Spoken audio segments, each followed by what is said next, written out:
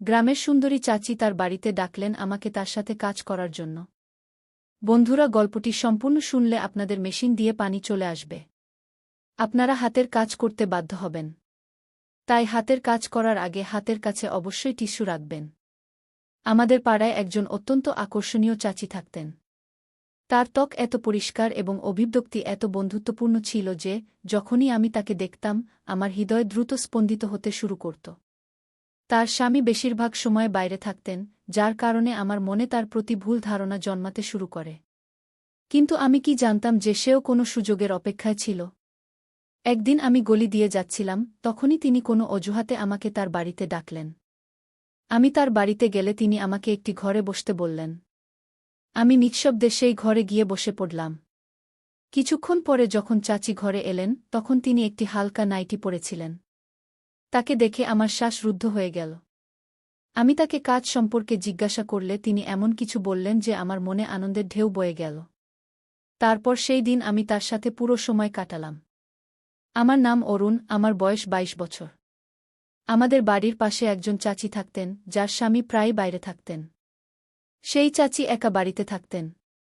একবার এমন হল যে তিনি আমাকে কোনো কাজের জন্য তার বাড়িতে ডাকলেন। পাড়ার অনেক মহিলা আমাকে প্রায়ই তাদের বাড়ির জিনিসপত্র আনতে ডাকতেন। আমি তাদের ছোটখাটো কাজ করে দিতাম। এই কারণে যখনই আমি বাড়ি থেকে বের হতাম, প্রতিটি বাড়ি থেকে আওয়াজ আসত, অরুণ, একটু এদিকে আসো, কিছু জিনিস আনতে হবে। আমি এতে অভ্যস্ত হয়ে গেছি।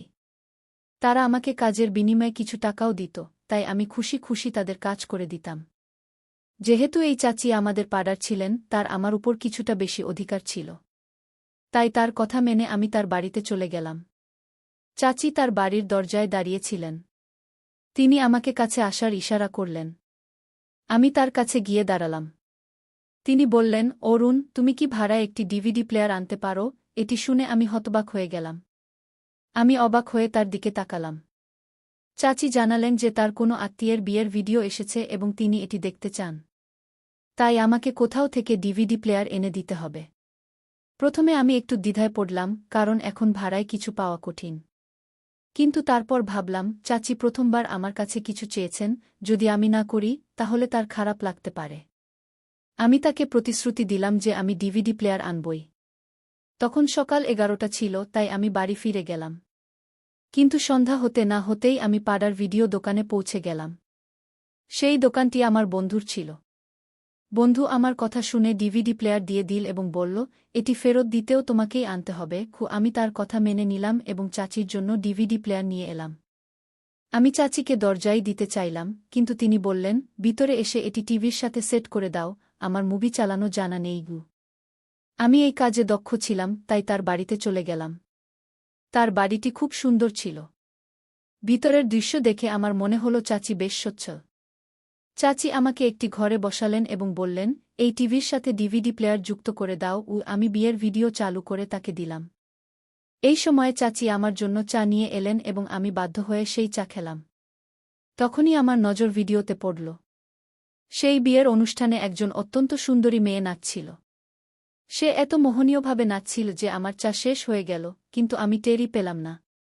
তখন চাচি জানালেন, এটি আমার মেয়ে, আজ তার স্বাস্থ্য ভালো নেই, তাই সে ঘুমাচ্ছে। এটি শুনে আমি উঠে পড়লাম এবং বাড়ি চলে এলাম। বাড়ি আসার পরও আমার সমস্ত মন চাচির মেয়ের দিকেই ছিল। সে আমার খুব পছন্দ হতে শুরু করেছিল। পরের দিন চাচি আমাকে ডিভিডি প্লেয়ার দরজায় দিয়ে দিলেন এবং ভিতরে আসতে বলেননি। আমি বুঝে গেলাম যে আমি হয়তো সুযোগের অপেক্ষায় ছিলাম, কখন চাচি আমাকে ডাকবেন এবং আমি তার সুন্দরী মেয়েকে দেখতে পাব। তাকে দেখে জানি না কেন আমি অস্থির হয়ে উঠেছিলাম। কয়েকদিন পরে আবার চাচির আমার উপর কাজ পড়ল। তিনি আমাকে ডাকলেন, বেটা, আমাদের মেশিন খারাপ হয়ে গেছে, একটু বাড়িতে এসে দেখে দাও। আমি দ্রুত তার বাড়িতে পৌঁছালাম।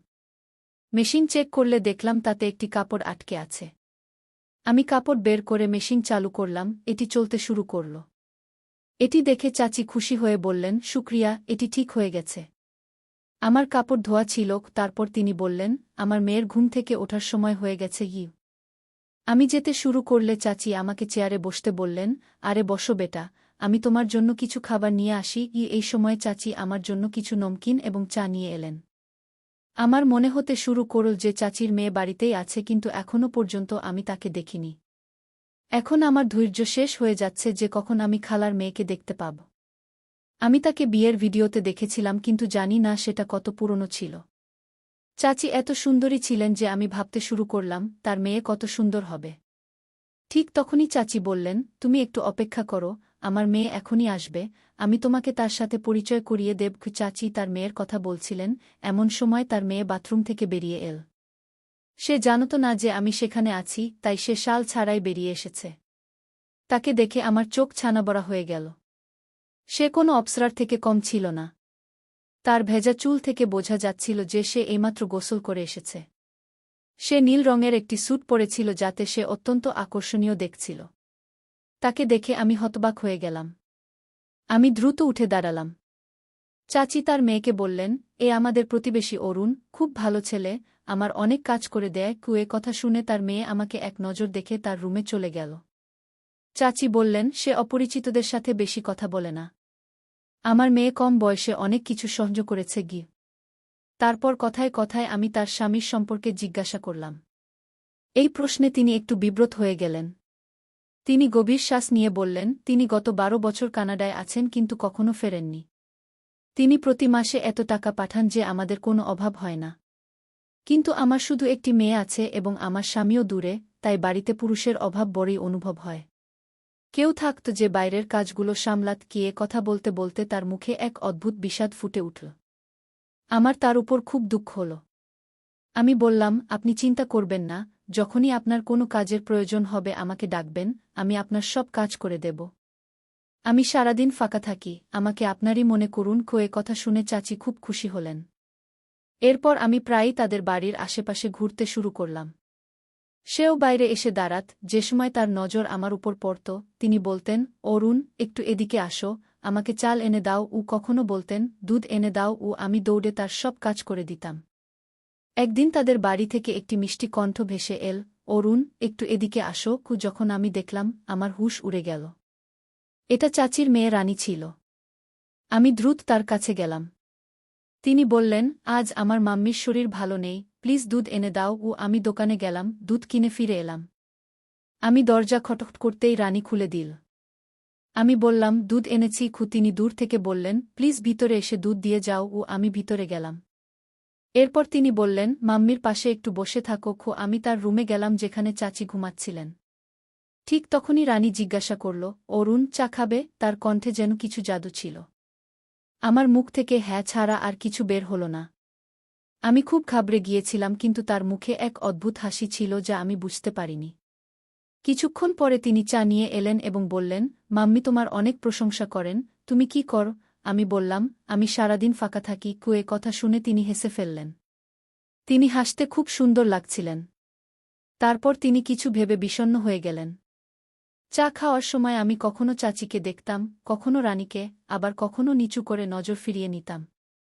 রানীর বয়স হবে 24 থেকে 25, কিন্তু এত সুন্দরী ছিলেন যে 19 বছরের মনে হতো। আমি জিজ্ঞাসা করলাম, তুমি কি কর? তিনি বললেন, আমি 19 বছরের ছিলাম যখন আমার বাবা আমার বিয়ে দিয়েছিলেন। কিন্তু কয়েক মাস পর আমার স্বামীর মৃত্যু হয়। শ্বশুরবাড়ির লোকেরা আমাকে অশুভ বলে বাড়ি থেকে বের করে দিয়েছিল। এ কথা শুনে আমি হতবাক হয়ে গেলাম। তিনি বিয়ে করা বলে মনে হচ্ছিল না। ঠিক তখনই চাচির কণ্ঠ ভেসে এল, অরুণ, তোমার বিয়ে হয়েছে? আমি না বলে মাথা নেড়ে দিলাম। রানী বলল, কেন?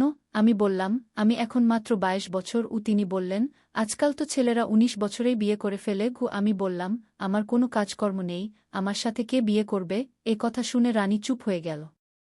সেই দিনের পর আমি কোনো না কোনো অজুহাতে তাদের বাড়ি যেতে শুরু করলাম। চাচি আমাকে ভিতরে আসতে বারণ করতেন না। এখন রানীও আমার সাথে খোলামেলা কথা বলতে শুরু করেছিল। একদিন তিনি বললেন, অরুণ, তুমি কতদিন মহল্লার লোকদের কাজ করে যাবে? কোনো কাজকর্ম কেন করো না যাতে তোমার বিয়ে হতে পারে? আমি বললাম, কাজের জন্য অনেক টাকা লাগে যা আমার কাছে নেই। তিনি জিজ্ঞাসা করলেন, তুমি কি করতে চাও? আমি বললাম, আমি কানাডা যেতে চাই কিন্তু আমার কাছে টিকেট ও ভিসার টাকা নেই। এ কথা শুনে তিনি আমার হাত ধরে তার রুমে নিয়ে গেলেন। তিনি আলমারি থেকে কিছু পুরনো গয়না বের করে আমার হাতে দিলেন এবং বললেন, এগুলো আমার বিয়ের গয়না, আমার কোনো কাজে লাগবে না, এগুলো বিক্রি করে টাকা নিয়ে নাও, হয়তো এতে তোমার কাজ হয়ে যাবে। এ কথা শুনে আমি ভয় পেয়ে গেলাম এবং বললাম, না, আমি এগুলো নিতে পারব না। আমি তড়িঘড়ি বাড়ি চলে এলাম এবং বিছানায় শুয়ে পড়লাম। আমি মহল্লার একটি গরিব ছেলে, আর সে ছিল ধনী। আমার মাতাপিতার মৃত্যু হয়ে গেছে। আমি প্রতিবেশীদের কাজ করে জীবিকা নির্বাহ করতাম, তাই অন্য কোনো কাজ করতে পারতাম না। লোকেরা আমাকে কাজের বিনিময়ে টাকা দিত, যা দিয়ে আমার জীবন চলত।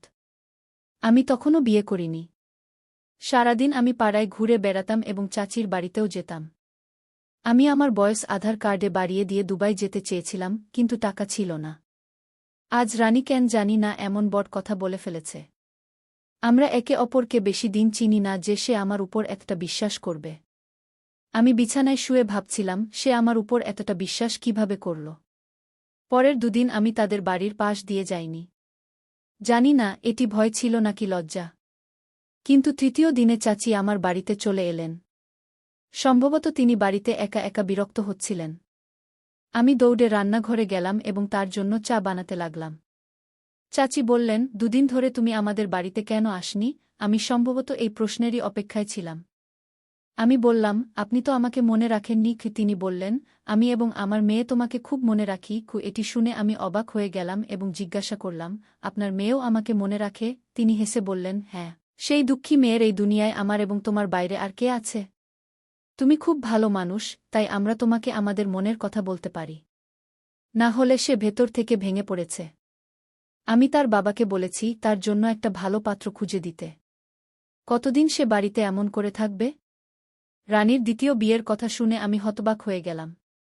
আমি জিজ্ঞাসা করলাম, আপনি আপনার মেয়ের দ্বিতীয় বিয়ে দিতে চান? চাচি বললেন, হ্যাঁ, সে তরুণী এবং সুন্দরী। তার মধ্যে কি কমতি আছে? শুধু ভাগ্য তাকে শ্বশুরবাড়ি থেকে বের করে দিয়েছে। যদি কেউ ভালো ছেলে চায়, আমি সঙ্গে সঙ্গে হ্যাঁ বলে দেব। এটি শুনে আমি তার পাশে বসলাম এবং জিজ্ঞাসা করলাম, আপনি আপনার মেয়ের জন্য কি ধরনের ছেলে চান? চাচি বললেন, শুধু সৎ হোক এবং ভালো উপার্জন করুক। আমাদের মেয়ে আমাদের বাড়িতে সুখে ছিল। আমি চাই সে তার স্বামীর বাড়িতেও সুখে থাকুক। এটি শুনে আমি চুপ হয়ে গেলাম। সারারাত আমি ভাবলাম, আমি সত্য আছি, কিন্তু এত টাকা কোথায় পাব যে চাচি তার মেয়ের হাত আমার হাতে দেবেন? দুদিন এমনি কেটে গেল। আমার হতাশা বাড়ছিল। তখনই আমি ভাবলাম, রানীর কথা মেনে নিই।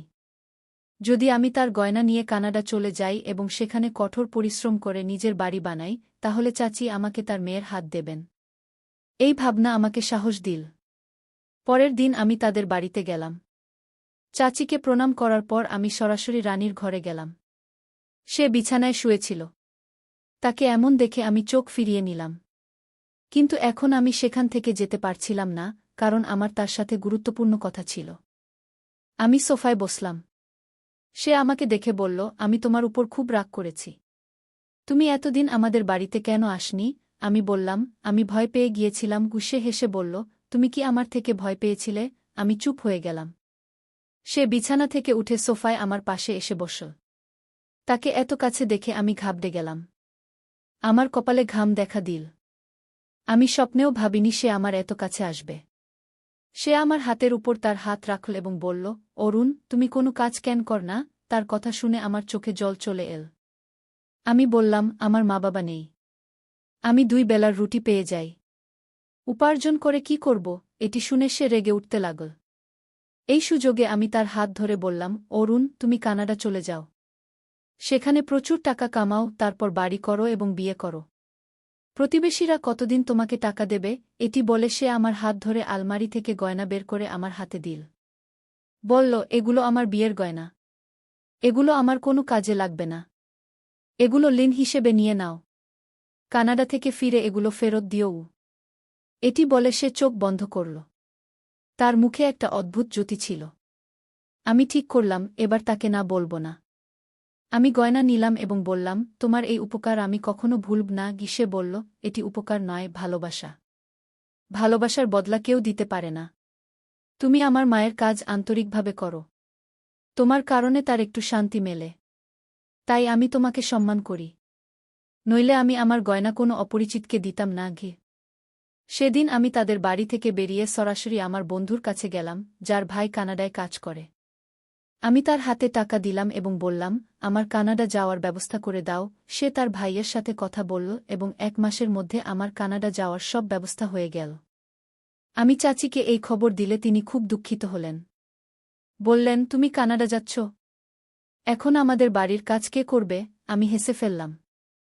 আমি রানীর ঘরে গেলাম এবং তাকে এই সুখবর শোনালাম। সে খুব খুশি হল এবং বলল, অরুণ, মন দিয়ে কাজ করবে। আমি চুপি চুপি বললাম, মন দিয়ে কাজ করব না, কারণ আমি আমার হৃদয় তাই এখানেই ছেড়ে যাচ্ছি। এই বলে আমি সেখান থেকে চলে গেলাম। জিনিসপত্র বেঁধে বিমানবন্দরে পৌঁছে গেলাম। প্রথম মাসটা আমার জন্য খুব কঠিন ছিল। আমি সেই বন্ধুর ভাইয়ের সঙ্গে কাজ করতাম যে আমাকে কানাডা ডেকেছিল। সেখানকার কাজ বুঝতে আমার 1 মাস লেগে গেল। কিন্তু যেই কাজ বুঝতে পারলাম, আমি প্রথমে চাচিকে ফোন করলাম এবং আমার সুস্থতার খবর দিলাম। চাচি আমার কথা শুনে খুব খুশি হলেন এবং আমাকে অনেক দোয়া দিলেন। তারপর ফোন রানীর হাতে দিলেন। আমার হৃদয় দ্রুত স্পন্দিত হতে লাগল। আমি বুঝতে পারছিলাম না যে তাকে কি বলবো। সে নিজেই আমার সঙ্গে কথা বলতে শুরু করল। বলল, টাকা জমাতে থাকো, অযথা খরচ করো না, যাতে তুমি শীঘ্রই বিয়ে করতে পারো। আমি হেসে উঠলাম। সম্ভবত সেও আমাকে ভালোবাসতে শুরু করেছিল। আমি প্রতি সপ্তাহে তাদের বাড়িতে ফোন করতাম। চাচি কিছুক্ষণ কথা বলার পর ফোন রানীর হাতে দিতেন। তারপর আমরা দীর্ঘক্ষণ কথা করতাম। এতে আমার মন শান্ত হতো এবং আমি আবার কাজে মন দিতাম। যখন আমার প্রথম বেতন এল, আমি রানীকে জিজ্ঞাসা করলাম, আমি কানাডা থেকে তোমার জন্য কি আনব? সে লজ্জা পেয়ে গেল এবং বলল, আমার কিছু চাই না। আমি অনেক জোর করলাম, কিন্তু সে এড়িয়ে গেল। আমি ভাবলাম, সে আমার সাহায্য করেছিল, তাই আমি তার জন্য অবশ্যই কিছু পাঠাব। কিন্তু সে গিফটের নাম শুনে চুপ হয়ে যেত। আমি প্রতি সপ্তাহে তাকে জিজ্ঞাসা করতাম, তোমার জন্য কি আনব? একদিন সে বলল, তুমি এত জোর দিচ্ছ, তাহলে আমার জন্য তা নিয়ে আসো। আমি হেসে বললাম, আমারও একটি শর্ত আছে। সে বলল, কি শর্ত? আমি বললাম, এই কথা আমি আসার পর বলবো। আমার কথা শুনে সে চুপ হয়ে গেল। এভাবে আমার 2 বছর হয়ে গেল। আমার ভিসা শেষ হয়ে গেল। আমি ভিসা নবায়ন করলাম, কিন্তু বাড়ি ফিরলাম না।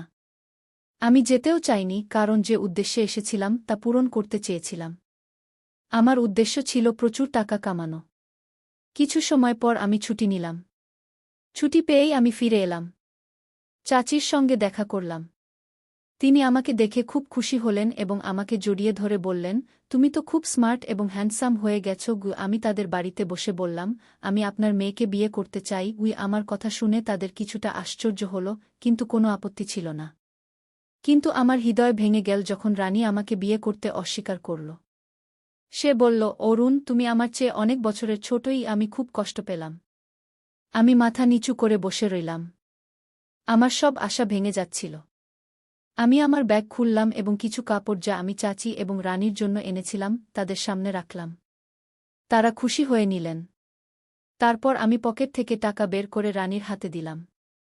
সে বলল, এটা কি? আমি বললাম, এটা সেই টাকা যা তুমি আমাকে দিয়েছিলে।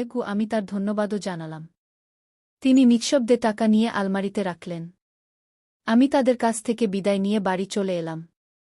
মন চাইছিল যে পরের দিনই ফেরার টিকিট কেটে কানাডা চলে যাই। যাই হোক, এখন এখানে আমার কেউ ছিল না। রাতের খাবার খাওয়ার মন ছিল না। আমি নিঃশব্দে আমার ঘরে শুয়ে পড়লাম। সকালে পাড়ার লোকেদের সঙ্গে দেখা করলাম। তারা বলল, তুমি খুব ভাগ্যবান যে এত তাড়াতাড়ি নিজের পায়ে দাঁড়িয়ে গেছ। কিন্তু আমার মন বিষণ্ণ ছিল। আমি 10 দিনের ছুটিতে এসেছিলাম, কিন্তু 5 দিনেই ফেরার টিকিট বুক করলাম। যাওয়ার আগে আরেকবার ভাগ্য পরীক্ষা করার ভাবনা এল। চাচিকে বললাম, কোনোভাবে আপনার মেয়েকে রাজি করান। আমি বয়সে ছোট হলেই বা কি হয়েছে? আপনার মেয়ে আমার সাথে সুখে থাকবে। চাচিও চাইতেন যে তার মেয়ের বিয়ে শীঘ্রই হোক। শেষ পর্যন্ত আমরা অনেক চেষ্টা করলাম এবং রানীকে আমাদের কথা মানতে হল। তার হ্যাঁ শুনে আমার খুশির সীমা রইল না। আমাদের বিয়ে হয়ে গেল। আমি আমার প্রেম পেলাম। আমি তাকে আমার সাথে কানাডা নিয়ে গেলাম। এখন আমার ভালো চাকরি এবং নিজের বাড়ি আছে।